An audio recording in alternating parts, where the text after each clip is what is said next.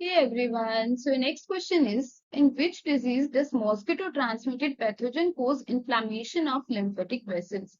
इनमें से ऐसे कौन से डिजीज है जो मॉस्किटो ट्रांसफर करता है उस पैथोजन को और क्या वो लिम्फेटिक वेसल्स के अंदर इन्फ्लामेशन या फिर सूजन कोज कर देता है? ऐसी कौन से डिजीज है इनके अंदर से? एलिफेंटियासिस, एस्केरियासिस, रिंगवॉर्म डिजीज और amoebiasis. Let's discuss one by one. We discuss about elephantiasis. It is a general term used for the disease which cause extreme swelling in the arms and legs. ठीक है, इसके अंदर क्या होता है, swelling आने लग जाती है और एक्सट्रीम स्वेलिंग किसके अंदर, आर्म्स के अंदर एंड लेग्स के अंदर. The tissue of lymphatic system become thick and inflamed. ये जो टिश्यू होता है लिम्फ सिस्टम के अंदर जो प्रेजेंट होता है वो कैसे हो जाता है, बहुत थिक और इन्फ्लेम्ड हो जाता है. This disease also goes by the name. इस डिजीज को और क्या बोलते हैं, lymphatic filariasis and elephantitis. There is also another type of elephantiasis known as non-filarial elephantitis. ठीक है, so this disease almost affect the people of all age group. ये जो disease है ये किसी भी एज ग्रुप में हो सकती है and is common in tropical region of India.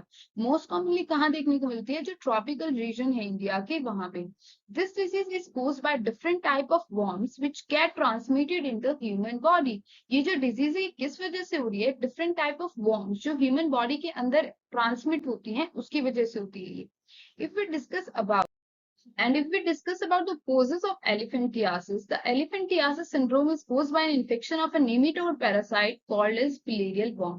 ये जो elephantiasis disease है ये किस nematode की वजह से होती है, filarial worm की वजह से होती है. तो parasite get transmitted into the human body by female mosquito. ये जो parasite है ये human body के अंदर enter कैसे करता है, female mosquito के through enter करता है. This parasite then grows into an adult worm leading to elephantiasis. फिर ये कैसे करने लग जाता है, अडल्ट की तरह ग्रो करने लग जाता है और फिर ये कौन से डिजीज कोज कर देता है ह्यूमन बॉडी के अंदर, elephantiasis. So Wuchereria bancrofti, Brugia malayi, symbiotic Wolbachia bacteria and Brugia timori are the parasite which get transmitted through mosquito in lymph system. ये कुछ टाइप के बैक्टीरिया हैं जो मॉस्किटो से ट्रांसमिट होते हैं ह्यूमन बॉडी के अंदर और लिम्फ सिस्टम कोजिंग एलिफेंटियासिस. और क्या कोज कर देते हैं, एलिफेंटियासिस कोज कर देते हैं. This parasite feed on human blood. ये जो पैरासाइट है ये क्या करते हैं, ह्यूमन ब्लड पे फीड करते हैं. So if And if we discuss about the complication of elephantiasis, in elephantiasis, if not treated early, it can lead to dangerous complication later on. अगर elephantiasis को early stages में cure नहीं किया गया तो ये later on बहुत dangerous complication cause कर सकती है. So elephantiasis get transmitted to other part of the body, resulting in unbearable pain. अगर एलिफेंटियासिस किसी एक बॉडी पार्ट में है और उसको ट्रीट नहीं किया गया तो बाकी के अदर बॉडी पार्ट्स को भी वो अफेक्ट कर सकती है और अनबियरेबल पेन होता है इसके अंदर. So long term elephantiasis cause the growth of tumour. ठीक है, अगर लंबे समय तक ये एलिफेंटियासिस डिजीज ट्रीट नहीं की गई तो ये क्या कर सकती है, ट्यूमर कोज कर सकती है, impotency and failure of the kidneys even. So if we discuss about the elephantiasis, कौन कौन कोज कर सकता है इसको, microfilariasis, Anopheles, Aedes, Culex mosquito.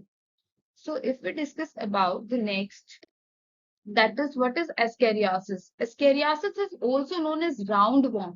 It is an intestinal infection caused by parasitic worm Ascaris lumbricoides, and it is a part of family of parasite known as soil transmitted helminthes. ये जो ascariasis disease है ये कौन cause कर रहा है, Ascaris lumbricoides cause कर रहा है. ये क्या है, एक पार्ट ऑफ फैमिली है किसका, ये जो सॉइल ट्रांसमिटेड हेलमिंथ्स होते हैं इसके अंदर. ये बेसिकली एस्केरियासिस की जो हेलमिंथ्स है ये कहाँ पाई जाती है, स्मॉल इंटेस्टाइन के अंदर पाई जाती है. Ascariasis is the most commonly human worm infection. ये बहुत कॉमन होती है बच्चों के अंदर. More than 1 billion people world wide are affected with the ascariasis and more than 60,000 die from the disease annually. और साल में 60,000 पर्सन डाई हो जाते हैं इस वजह से.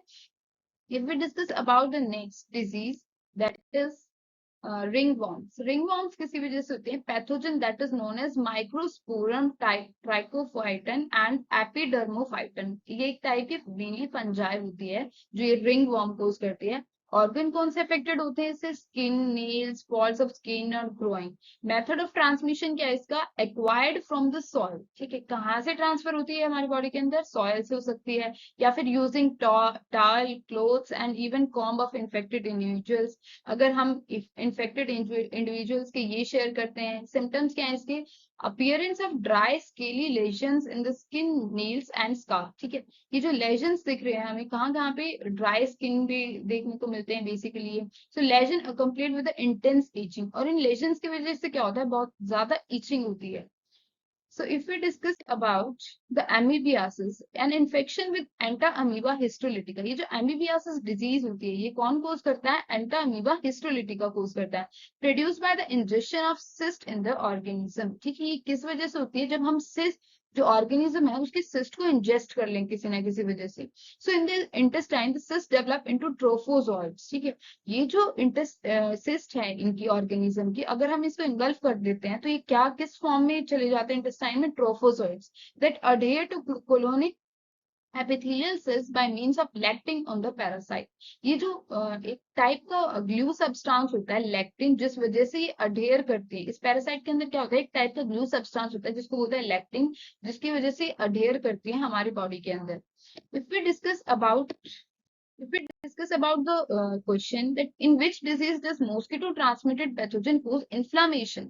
So इनमें से ऐसा कौन सी डिजीज थी जो मॉस्किटो ट्रांसमिट कर रहा था और इन्फ्लेमेशन हो रही थी किसके अंदर? लिम्फेटिक वेसल्स के अंदर इन्फ्लेमेशन हो रही थी। सो कौन सी डिजीज है वो? Elephantiasis. So your A option is correct. I hope you all understand these diseases. Thank you.